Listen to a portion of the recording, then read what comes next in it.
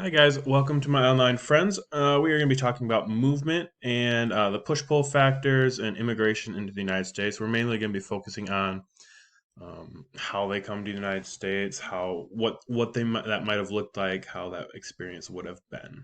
Okay, so the last couple times we have talked about um, movement in the world and immigration, how all that would work.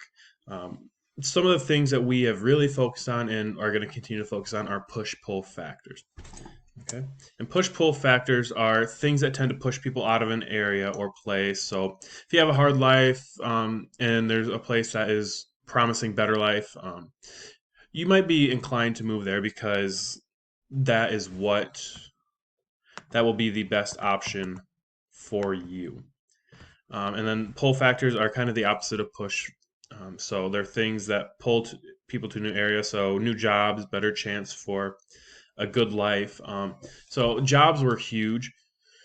In other countries, jobs were tough to come by, didn't pay very well. But in the United States, it was such a quickly growing and booming country that it really became a a metropolitan area, a great hub for people to come and to work, find good work easily because it was growing so fast that so many people were moving there that jobs were always available in the early 1900s, late 1800s, early 1900s in the United States. So right now, what I want you guys to do is to pause the video here, and then I want you to go on Google Classroom. It will have a link to the Scholastic virtual field trip of Ellis Island. And for today's purposes, I just want you to watch the first 5 minutes and 40 seconds. After that, they just get into interviews about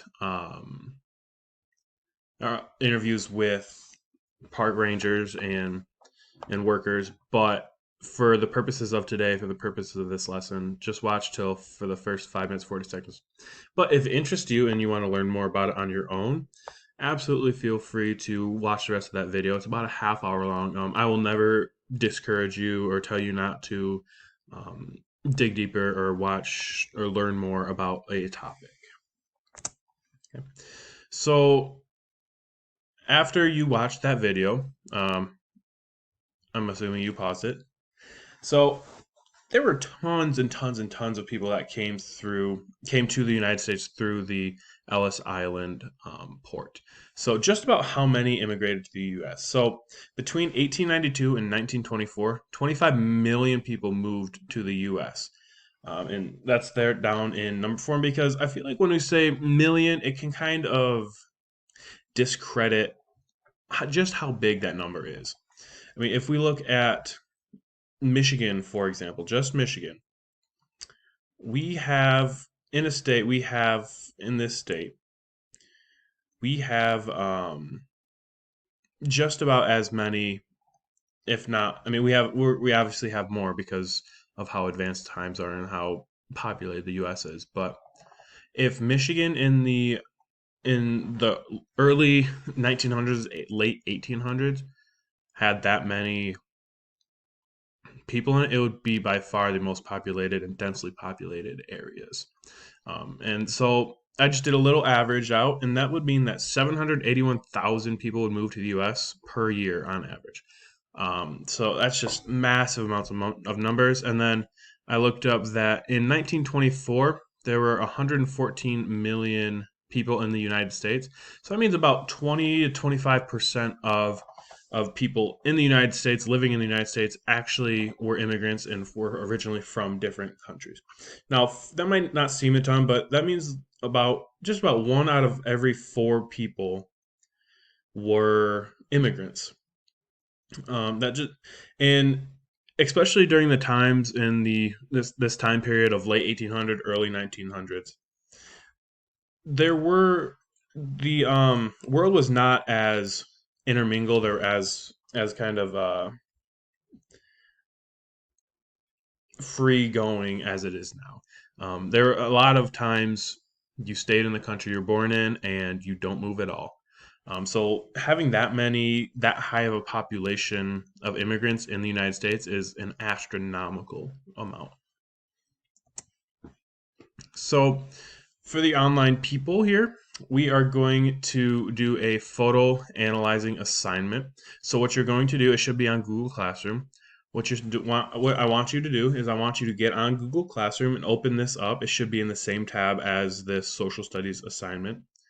But I really want you to watch this video along with it, and then pause it once we get to the different pictures.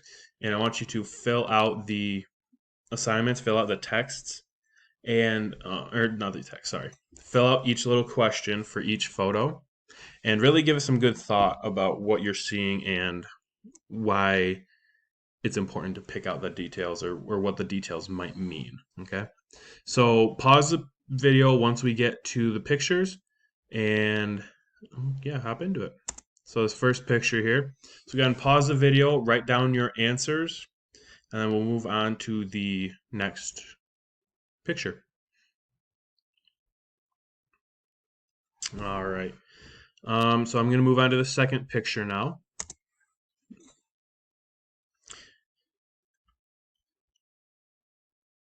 Now, what I want you to really look at, focus on are, what are the people wearing, what's on them, what are they carrying, what do they look like, and talk about how they might be different from us nowadays, and what that would be like living in this time period and being an immigrant.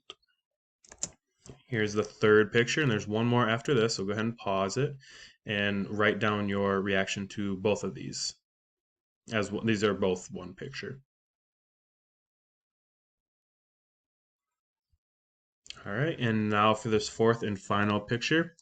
And this will be the last slide of this assignment. So all you're going to do is finish up uh, analyze, that's not the right word, but finish up these analysis of these pictures, and then go ahead and turn it into Google Classroom. And thank you for your time.